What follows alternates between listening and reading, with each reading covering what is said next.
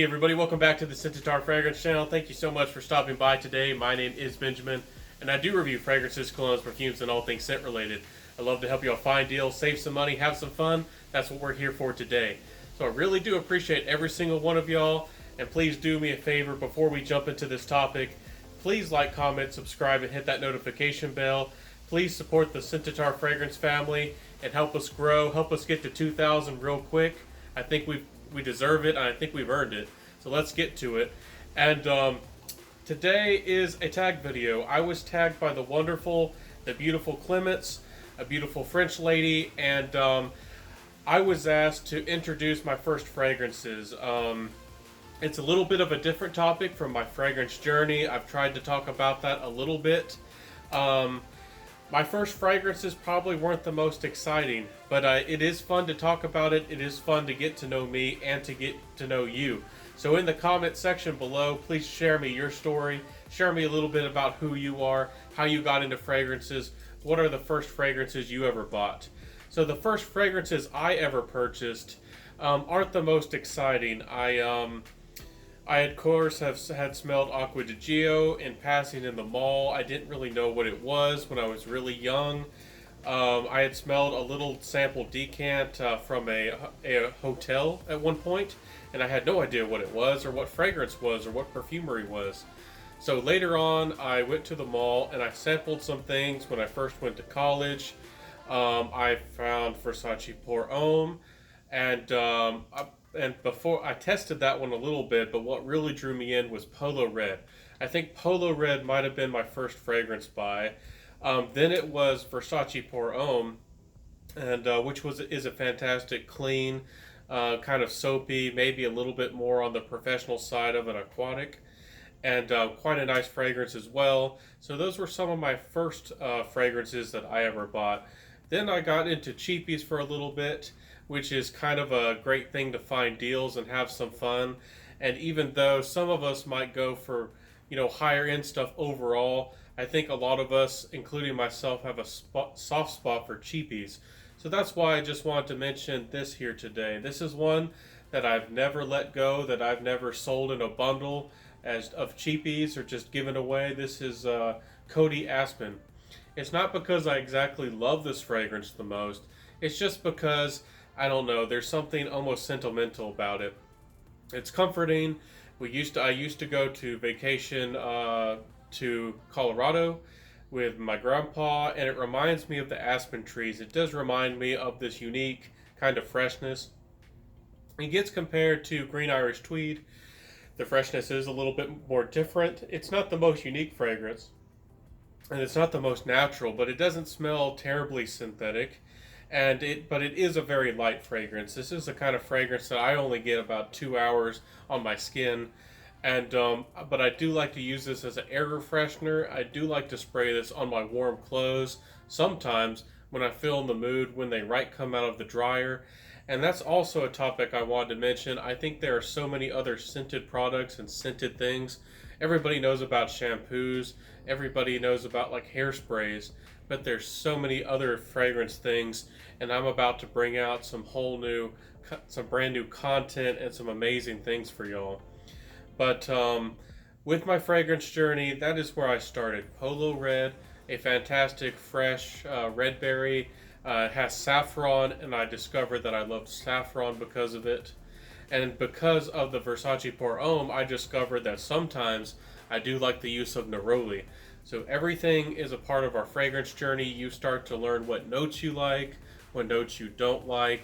Helps you to perhaps make more educated blind buys, or even helps you to get to the fragrances you like faster because you're able to understand the notes a little bit better when you go online to places like Fragrantica, or just look at the notes whenever you're considering a purchase.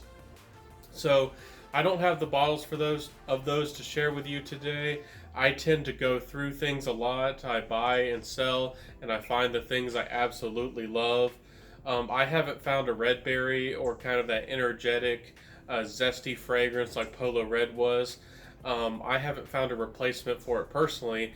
And for Versace Pour Homme, of course, I love my Dolce & Gabbana Light Blue Swimming in Lipari. It has a lot more ambergris, it's a lot more salty. It's not as professional, and its performance overall is pretty good. Very good for an aquatic, I think. So this is my fragrance journey. So after I got into those couple of fragrances, and I got into some amazing cheapies like Bentley Pour Homme Intense, and I got into some other ones, and it's just been a joy. I started testing niche. I think if you want to know the first niche I ever got, which I still do have a bottle of, and I'll be sharing more of it in the future, it was Fan Your Flames by Nichane. It's getting some hype now, and it's a beautiful tobacco fragrance. It's gorgeous. It has kind of this resinous, almost ambery coconut DNA, but yet it has tobacco and a lot of it. I think it leans more on the masculine side, but a confident lady can wear that one. And it is a beautiful, beautiful fragrance. It has a little bit of this unique spiciness off the top. I love Fan Your Flames, and that is the fragrance that probably got me into niche the most. And of course, I don't think I could make a video like this without giving some shout outs. Before I even started reviewing, about a year ago or so, I was watching for quite a few years. I watched for three years or so, maybe a little bit more. Um, I first started on Fragrantica. I wrote a lot of articles there, not articles per se, little reviews, and I just wanted to reach more people, and I knew that there perhaps was a more active community. I'm not saying that they're inactive there. I wanted to reach out more.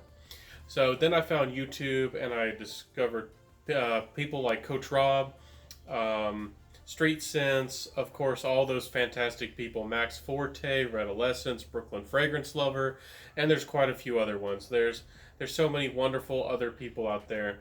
And then I discovered more niche fragrances from people like Fragrance View and just so many other people over time, and I've gotten excited about that. And I love to represent all the fragrances, and just explore them and share them with you so you can find what you love. So please, in the comment section below, let me know what fragrances you love, how you got on your fragrance journey, who has inspired you. I hope that I am an inspiration and a force for good in the fragrance community. I'm trying to bring everybody together. I'm not trying to ever call any shots, throw any shade, do those kinds of things. I just want everybody to come together, share their passion about fragrance, and no matter what kind of fragrance person you are, if you're a cheapie, if you're all into buying just decants, if you're a decant guy, if you're a big full-size bottle guy, if you're into the niche, if you're into the extra expensive luxury fragrances, if you go for celebrity fragrances, if you just follow a certain brand and or perhaps you're even a collector, and maybe you're very knowledgeable and you know all about the perfumers and every single fragrance they've created and their backstory and the history of every fragrance about why they created the fragrance. Maybe you're a perfumer yourself out there, somebody watching, and you know all about the notes and all the craftsmanship and the artistry that goes into creating a fragrance, all the ingredients and all the complexities, especially with synthetics. It's fascinating, all of these things. I hope that we all come together. I hope that we learn about each other and share our passion and just be a little bit more open, be a little bit more transparent and exposed. And again, this is a good fragrance if you're a gentleman out there and you just want something casual and easy to wear. And it's a green fragrance, of course. It smells kind of like the woods, and I think it is a fun fragrance when it gets a little bit nippy outside in the spring, and in the fall, early fall, I do like to pull this one out too. So that's enough of me today. Y'all probably have had enough. Let me know again in the comment section your story, your first fragrances, what you like, what you bought. No shame in whatever you bought or whatever it was. If it was something at the drugstore for $1, let me know. If you dive straight into niche and took a risk, maybe you were inspired by your dad's Dior Fahrenheit, your dad's Dracar Noir, maybe your grandpa's Allspice. Let me know in the comment section below. And thank you for this community. Thank you all for the friendship. Thank you so much for the family that we've created. And of course, please connect with me on Instagram, Scentitar_fragrance. And of course on Facebook, I have my own profile there, Scentitar Fragrance, and I do have a growing little Facebook group there, Scentitar Fragrance Family, for all of us to connect and really talk about fragrance and have our own community. So join me there. I'll see you soon. And of course, I upload Mondays, Wednesdays, and Fridays. So stay tuned for more content, regular content. Hit that notification bell so you never miss out on an episode. And just come back because sometimes the notifications don't work. I'll see you next time. This is the Scentitar Fragrance Channel. I appreciate y'all and I love y'all. I'll see you next time. And bye.